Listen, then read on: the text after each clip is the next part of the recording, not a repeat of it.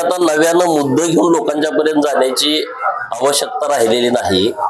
लाभार्थ्यांची संख्याच इतक्या मोठ्या प्रमाणात झालेली आहे की लोक गावात गेल्यानंतर आम्हाला सांगतात की किसान सन्मान निधीचे पैसे आमच्या खात्यावरती येत आहेत, आमच्या घरी उज्ज्वला गॅस मिळालाय, शौचालय मिळालंय, पंतप्रधान आवास घरकुल मधून आमच्या गावातल्या अमुक अमुक लोकांना घरं मिळालेली आहेत, वृद्ध लोकांना पेन्शन मिळाली, अपंगांना पेन्शन मिळाली, विधवा भगिनींना पेन्शन मध्ये वाढ केली। या भगिनीच आम्हाला येऊन सांगतात, आम्ही नव्यानं सांगायची आवश्यकताच नाही।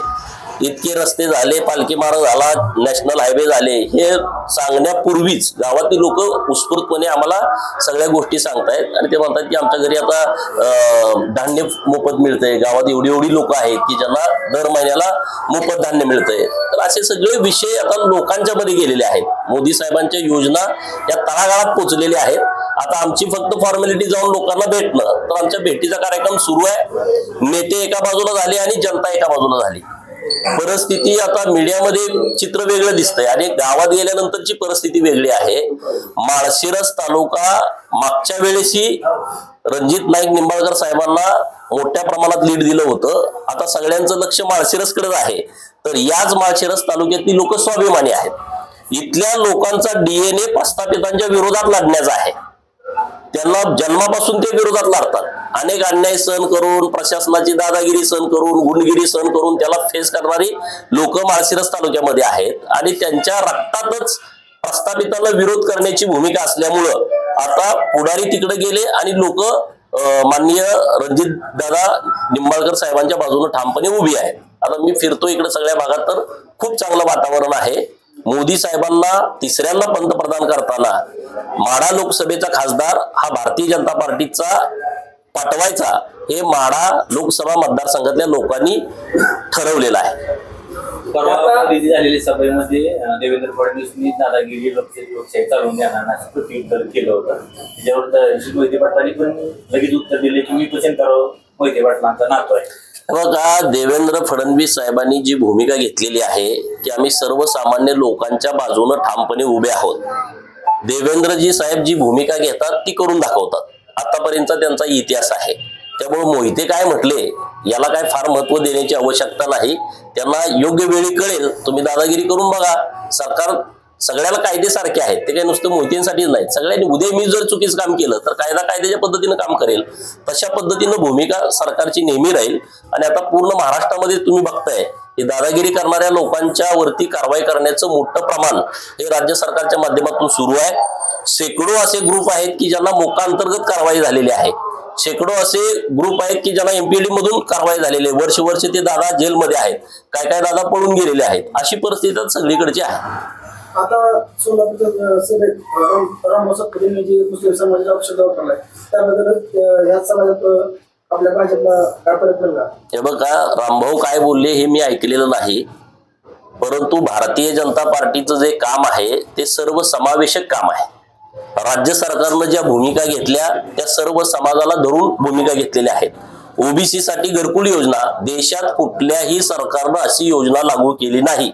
मोदी आवास घरकुल योजना 12 लाख घरं देण्याची योजना केली, यावर्षी आपण 4 लाख घरं देतोय।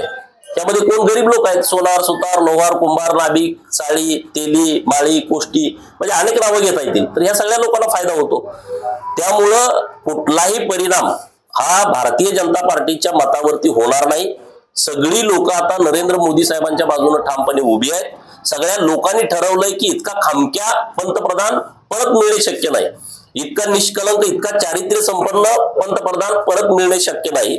12 वर्ष गुजरातचे मुख्यमंत्री आणि 10 वर्ष देशाचे पंतप्रधान, 1 रुपयाचा भ्रष्टाचाराचा आरोप माननीय मोदी साहेबांच्या वरती किंवा त्यांच्या मंत्रिमंडळाच्या सहकार्यावरती नाही, हे सामान्य लोकांना कळतंय ना। त्यामुळे सगळी लोक ताकदीनं भारतीय जनता पार्टी आणि महायुतीच्या बाजूने आहेत। निवडणुकीमध्ये कळीचा मुद्दा होतो की भाजपनं धनगर समाजाला फसवलं। हे बघा, धनगर समाजाच्या भावना आरक्षणाच्या बाबतीमध्ये तीव्र आहेत, त्याबद्दल दुमत असायचं कारण नाही।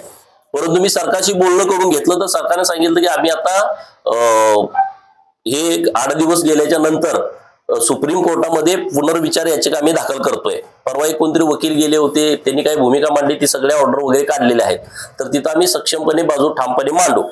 काही निर्णय धनगर समाजाच्या बाजूने मोठ्या प्रमाणात घेतले, त्यातला अहमदनगरचं नामांतर करून पुण्यश्लोक अहिल्यादेवी नगर, सोलापूरच्या विद्यापीठाला पुण्यश्लोक अहिल्यादेवींचं नाव देणं, बारामतीच्या वैद्यकीय महाविद्यालयाला पुण्यश्लोक अहिल्यादेवी होळकर यांचं नाव देणं, श्री प्रभू रामचंद्राच्या मंदिराच्या प्रांगणामध्ये पुण्यश्लोक अहिल्यादेवी होळकर यांचं मंदिर बांधण्याचा निर्णय ट्रस्टच्या वतीनं घेणं, किंवा काशी विश्वेश्वराचा जो कॉरिडॉर आहे, जगातल्या हिंदूंचं आराध्य दैवत आहे, प्रत्येकाला वाटतं की आयुष्यात जन्माला आलं तर काशीला एकदा गेलं पाहिजे, काशी विश्वेश्वराच्या मंदिराच्या प्रांगणामध्ये पुण्यश्लोक अहिल्यादेवींचा पुतळा बसून अहिल्यादेवींच्या भक्तांचा सन्मान केलेला आहे.